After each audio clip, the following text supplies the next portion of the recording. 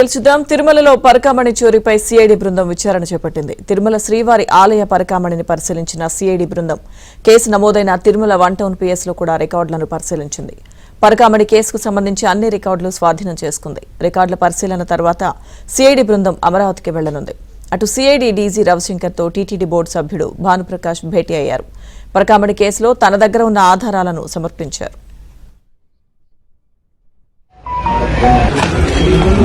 ఏం లేదు బా, మేం కాదు, నేను జూనియర్ ఆఫీసర్.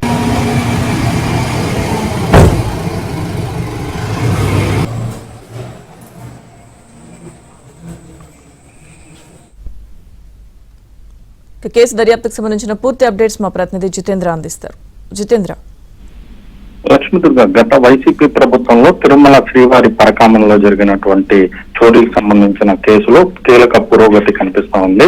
హైకోర్టు ఆదేశాల మేరకు సిఐడి అధికారులంతా కూడా తిరుమలకు చేరుకున్నారు. ఇప్పటికే తిరుమలలోని పోలీస్ స్టేషన్ లో ఈ కేసుకు సంబంధించినటువంటి ఎఫ్ఐఆర్ తో పాటు అప్పుడు ఆ పోలీస్ అధికారులు సేకరించినటువంటి ఆధారాలన్నిటి కూడా సేకరించారు.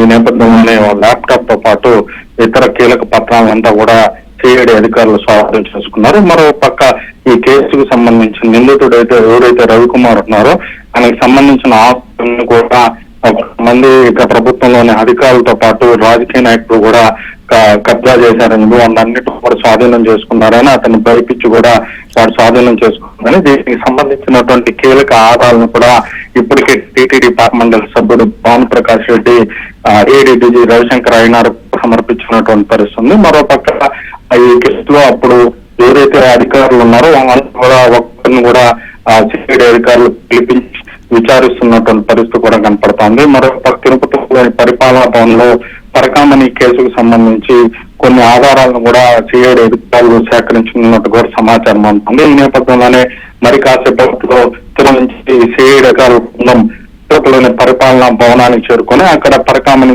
కేసుకు సంబంధించి కొన్ని ఆధారాలను కూడా సేకరించి ఆ తర్వాత సిఐడి కార్యాలయానికి వెళ్లి అప్పుడు ఎవరైతే అధికారులు ఉన్నారో వారందరినీ కూడా ఒక్కొక్కరిని పిలిపి ఈ కేసుకు సంబంధించి పూర్వాపరాలను కూడా తెలుసుకునేటటువంటి అవకాశం స్పష్టంగా కనపడతా ఉంది.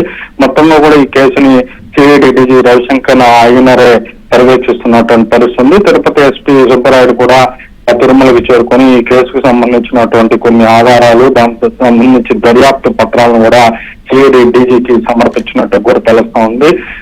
పోలీసులు అయితే ఈ కేసుకు సంబంధించిన విచారణ చాలా గోప్యంగా నిర్వహిస్తున్నటువంటి పరిస్థితుంది. మరో పక్క ఎవరైతే బాధితులు ఉన్నారో ఈ కేసుకు సంబంధించి కోర్టును ఆశ్రయించిన వారు కూడా వారు తమ వద్ద ఉన్నటువంటి ఆధారాలన్నింటినీ కూడా సిఐడి అధికారులు కూడా ఇస్తున్నటువంటి పరిస్థితి కనపడతా ఉంది. లక్ష్మీదుర్గ.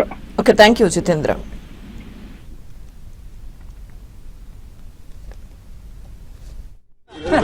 నేను జూనియర్ ఆఫీసర్, మాదేం లేదు, మాదేం లేదు. అసలైన ఆయన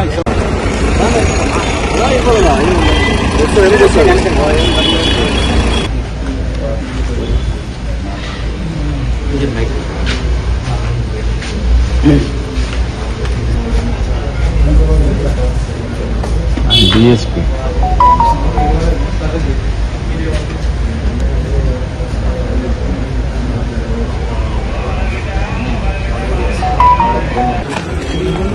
ఏం లేదు బా, మేం కాదు, నేను జూనియర్ ఆఫీసర్, మాదేం లేదు, మాదేం లేదు. అసలైన ఆయన